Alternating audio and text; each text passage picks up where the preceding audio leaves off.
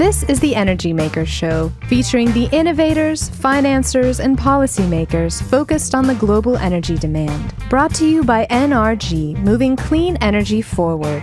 And here's your host, Paul Dickerson.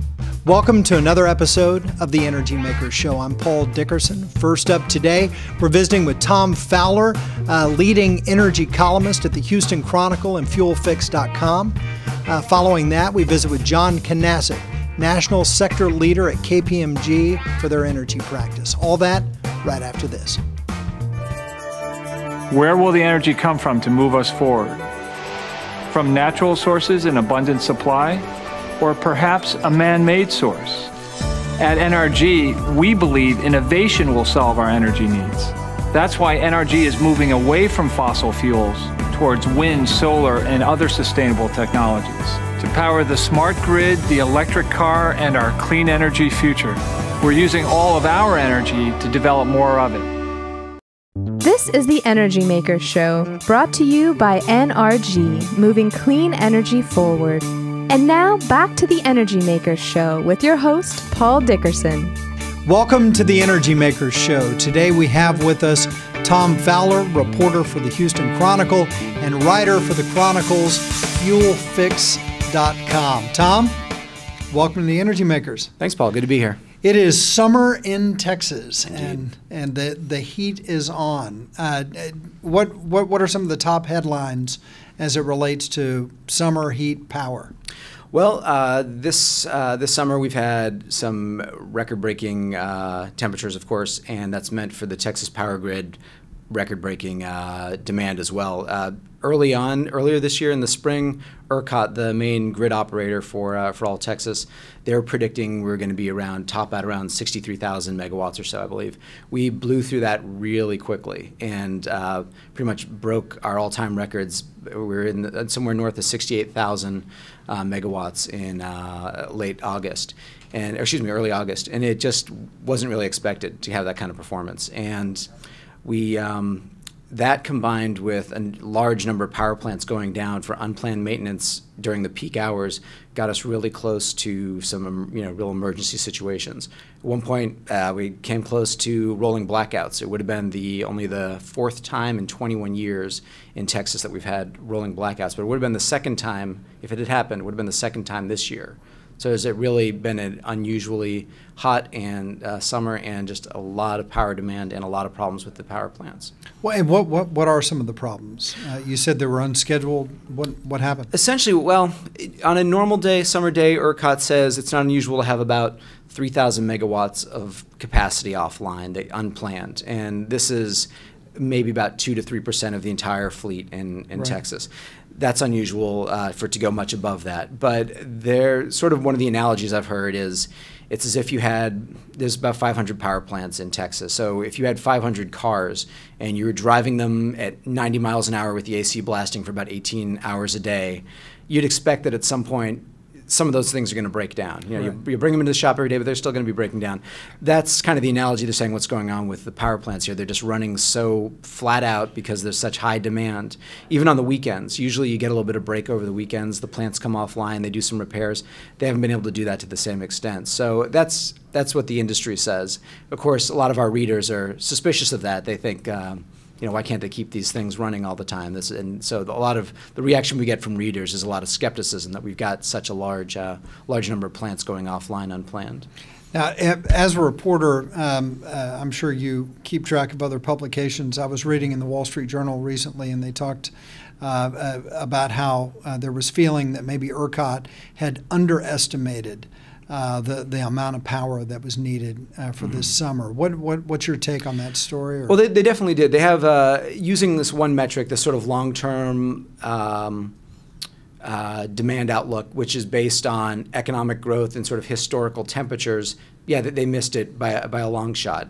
You can't predict the weather a few months in advance, so not to stand up for ERCOT in that sense, they couldn't have gotten that right. They didn't get that right, but at the same sense, the economy has come back a lot better in Texas probably than lots of other parts of the country. So the notion that we started off the summer with their peak expectation was below last year's peak, which on its face seemed kind of unusual. But again, they were using a method that they've used in years past that's worked. But yeah, they just pretty early on, it was clear that was way off.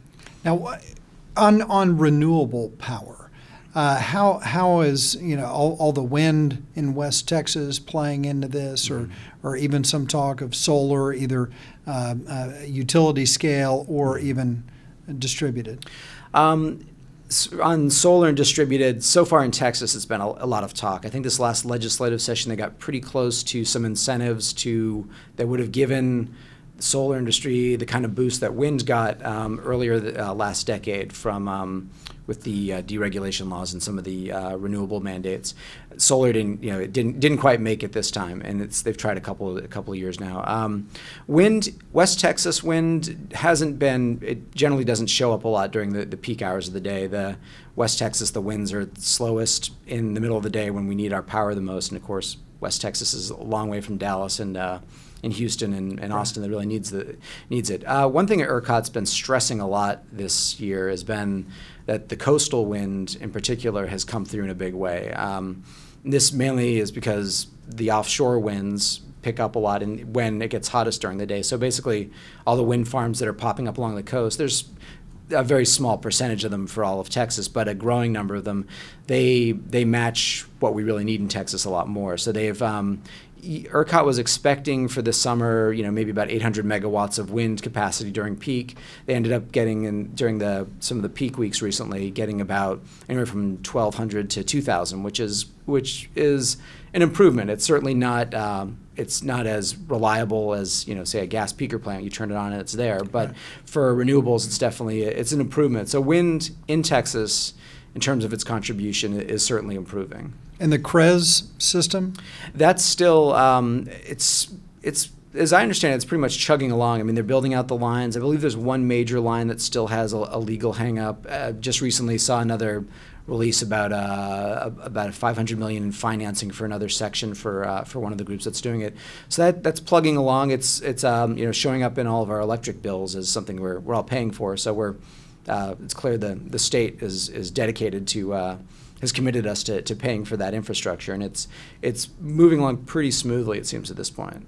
And do you see that it might balance once fully built some of the trauma that we've been having during the summers?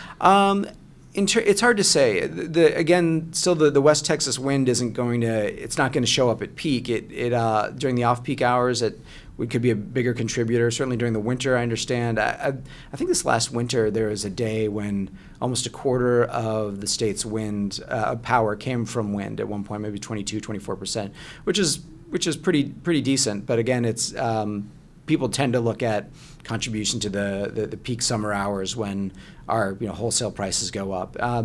So it could improve, but it's certainly not going to show up exactly when we want it to.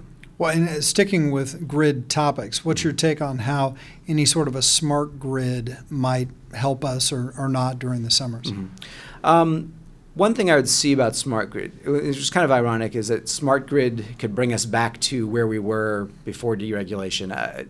I've heard from a number of folks here in Houston telling me that we used to have this demand response program where people would have these devices in their attics and they'd sign up for a program with the old HLMP where if for a couple dollars per month off your bill, you'd let them turn down your AC for 15 minutes every hour during peak demand times, or it'd help them from having to fire up more power plants. We lost that ability with deregulation because the relationship between the customer, the end user, me in my house, you in your home, and the power plant was that there's a disconnect there.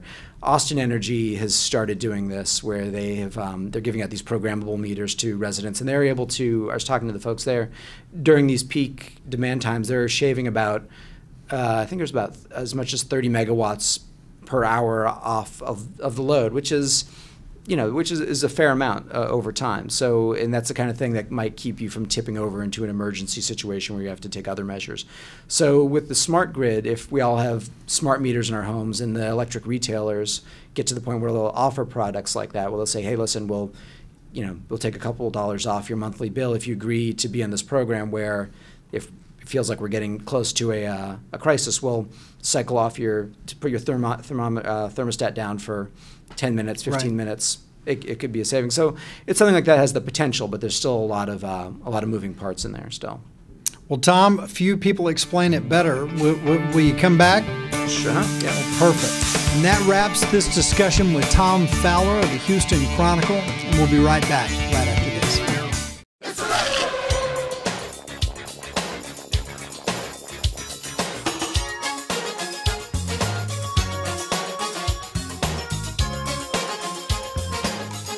The future is here. You can't see it. It's electric. At NRG, we're providing clean energy and now charging stations to make the electric car a reality. Kinda makes you want a boogie woogie, doesn't it? NRG, moving clean energy forward. It's electric.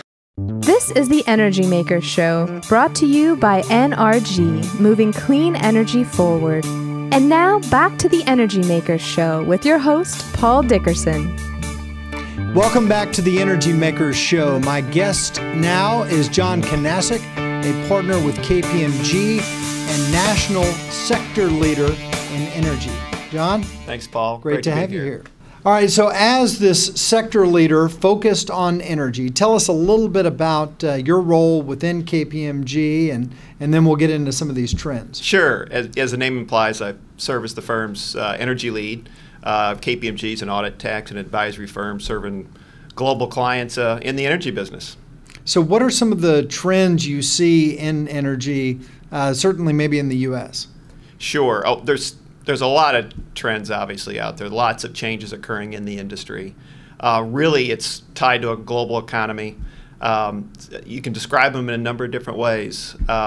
You've got some recovering economies here in the United States where energy demand is starting to pick up again after our recession.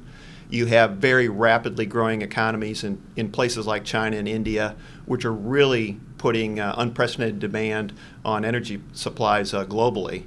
And it really is a market that's truly a global market. So what you see is you see pressure on demand, increasing prices, and lots of work going on around innovation to address the needs and really try to meet the demand. All right, well, let's talk about some of that rising demand. Where are we standing here in the U.S.? What are we doing to address it?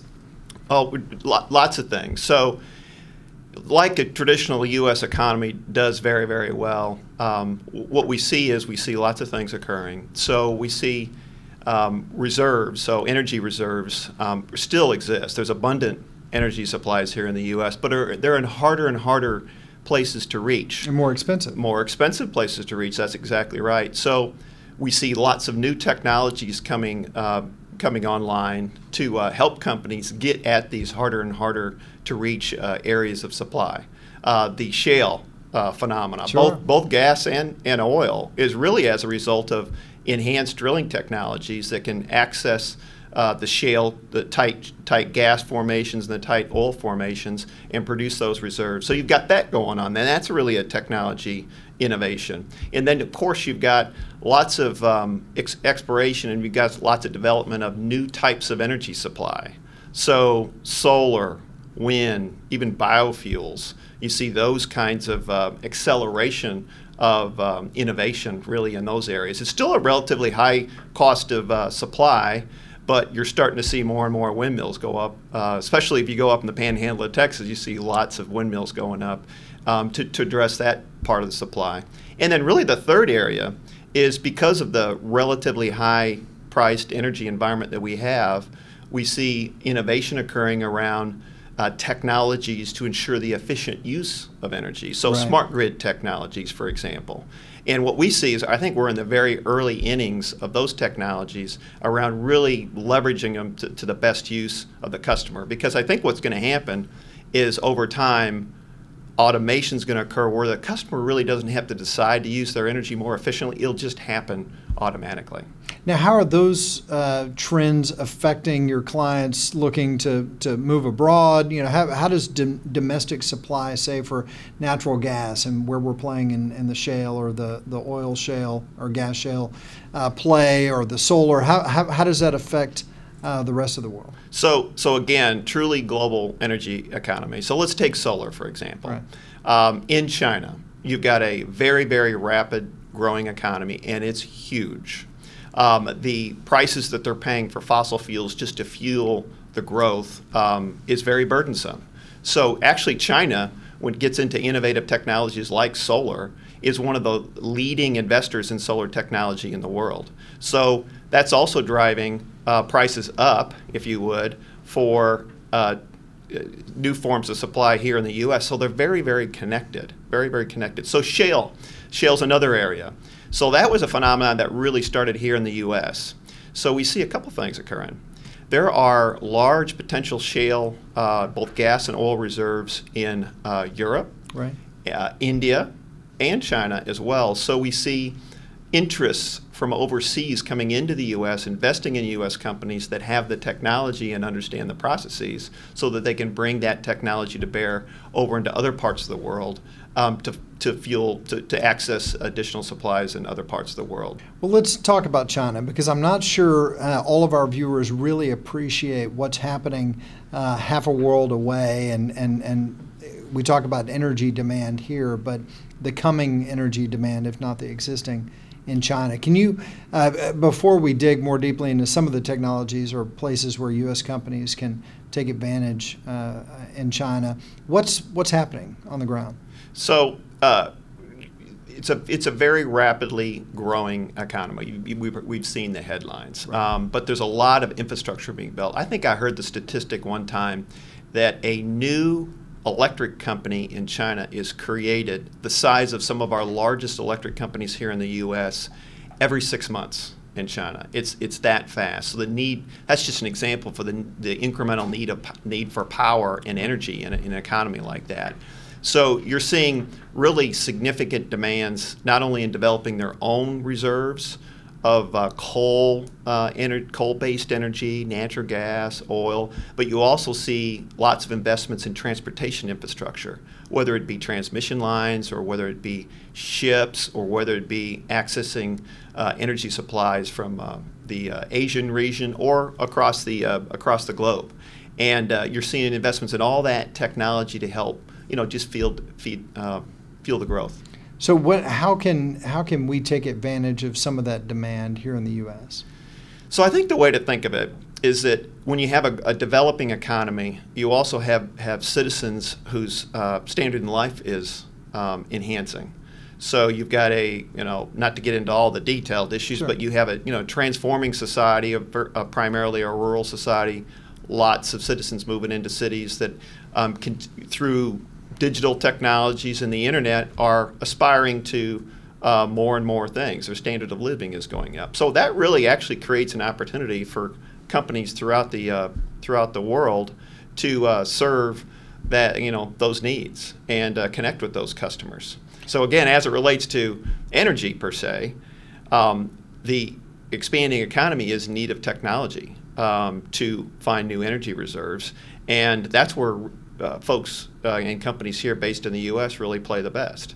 They've got innovative, advanced technology that they developed right here. We talked about shale earlier, right, and a lot of that knowledge is really put to good use in a developing economy like China. And then, as I mentioned before, greener technologies, solar, wind, biofuels. China is one of the biggest investors in those technologies as well. Because they need that supply to satisfy the demand of their growing economy. It's amazing how quickly that economy turned on to the renewables.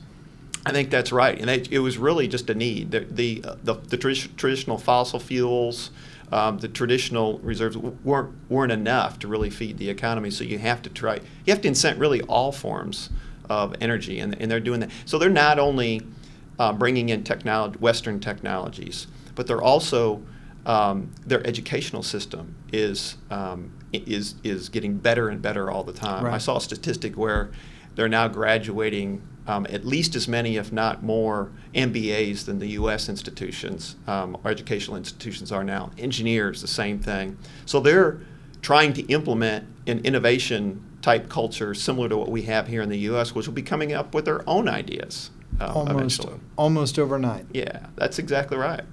Well, as you look at the rest of the world, are you seeing opportunities in Latin America, Africa, Northern Africa, with all the chaos that's happening there? Yeah, so obviously there are, when you think about the BRIC economies, you think about Brazil, Russia, some of the Latin American economies, India and China. I'd say number 2 on the emerging economy would certainly be India, just because of the size of the population, the size of the economy.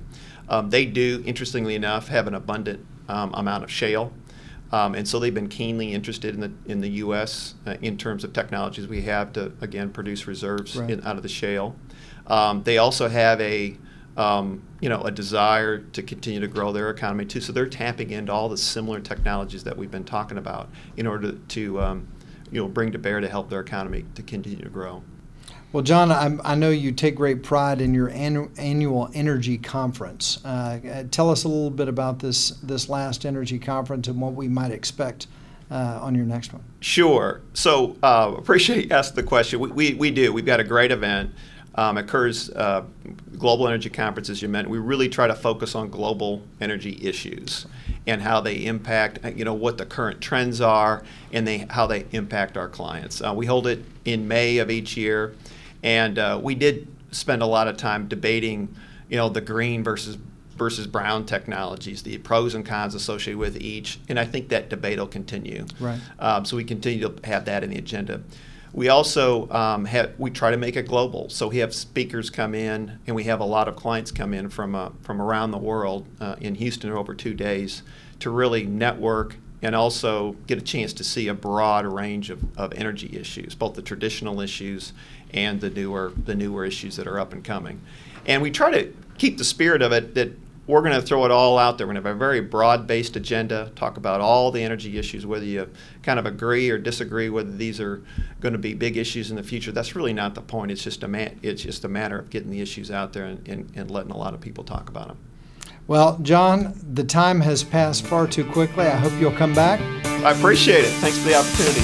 Absolutely. And that wraps this week's episode of The Energy Makers Show, heard on the radio nationwide and seen right here at TheEnergyMakers.com. I'm Paul Dickerson, and we'll see you next week.